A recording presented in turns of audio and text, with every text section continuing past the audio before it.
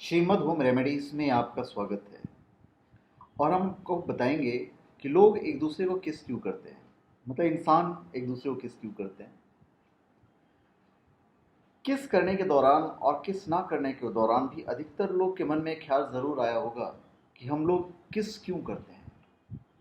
आखिरकार इस सवाल का जवाब अब जाके मिला है वैज्ञानिकों को। हम एक दूसरे को किस करते हैं तो एक किस करने के दौरान लगभग 8 करोड़ बैक्टीरिया एक दूसरे के मुंह में जाते हैं। लेकिन ऐसा ज़रूरी नहीं है कि इसमें सारे बैक्टीरिया नुकसान ही पहुंचाते हैं। लेकिन किस करने के दौरान और किस ना करने के दौरान भी अधिकतर लोगों के मन में ख्याल ज़रूर आया होगा कि हम लोग किस क्यों करते हैं। ये सवाल हर किसी के जहन में एक बार ज़रूर आया होगा, लेकिन जवाब नदारत। ऐसे में अधिकतर लोग इस सवाल को बेतुका मानकर पीछे छोड़कर आगे बढ़ जाते हैं। तो कुछ इसका जवाब का पता लगाने के लिए आगे बढ़ते होंगे। तो चलिए हम आपको बताते हैं। 8 करोड़ बैक्टीरिया एक दूसरे के मुंह में जाने के बावजूद हर कोई किस करने के लिए उतारू रहता है। और शायद ही कोई अपने जीवन का पहला किस भूलता है। और इसमें कोई दो राय भी नहीं है कि पति पत्नी, लव बर्ड्स और प्यार करने वालों के बीच किस की अहम भूमिका है। ये किस का चलन कहाँ से आया है? अगर देखा जाए तो ये किस का चलन पश्चिमी दुनिया से आया है। पश्चिमी समाज में एक दूसरे को किस करने का चलन कुछ ज़्यादा ही है। पश्चिमी दुनिया में तो किस करने को एक सामान्य आदत माना जाता है, जबकि हमारे यहाँ एक निजी पल। लेकिन स्टडी के मुताबिक किस का चलन दुनिया की सभी संस्कृति में नहीं है। दुनिया के आधे से कम देशों में ही किस का प्रचलन है।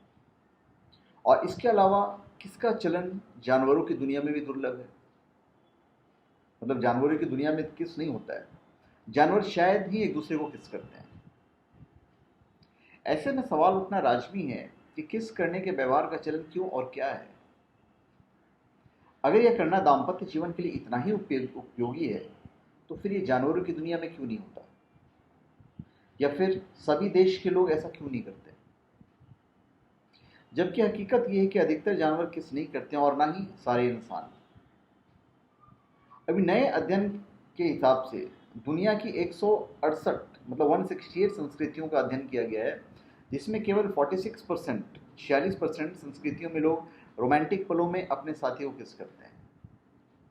पहले ऐसा माना जाता था कि लगभग 90% संस्कृतियों में लोग रोमांस के पलों में अपने साथी को किस करते हैं, लेकिन अध्ययन के अनुसार ऐसा नहीं है। इस अध्ययन में केवल लिप किस का अध्ययन किया गया है।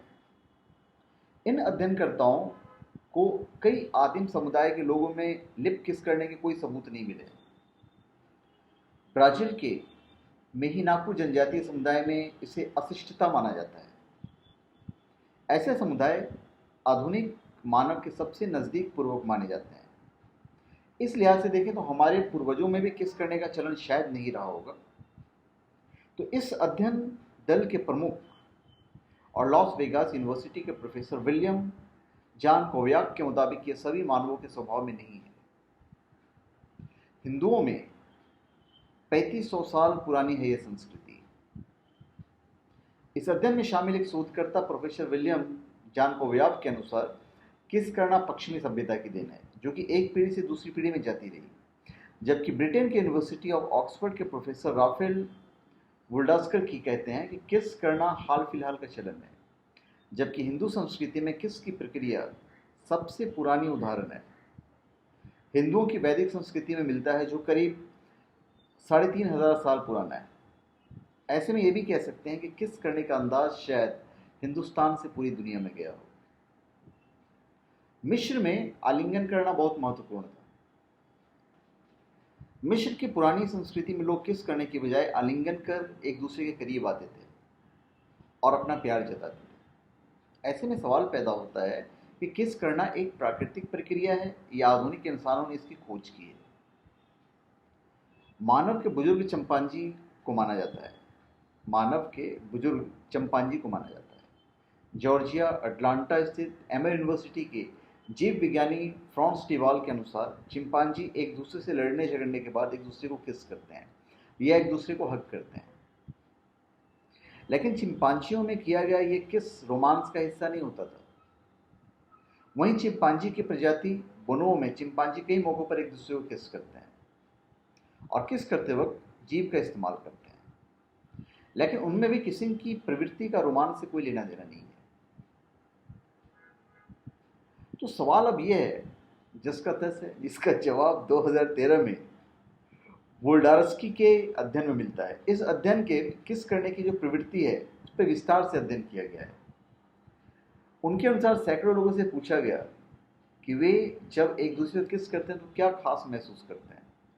तो इसमें पता चला है कि शरीर की सुगंध से लोग एक दूसरे के प्रति आकर्षित होते हैं और किस अपने आप हो जाता है। इसमें स्तनधारियों के सारे गुण हैं, हम लोगों में स्तनधारियों के सारे गुण हैं।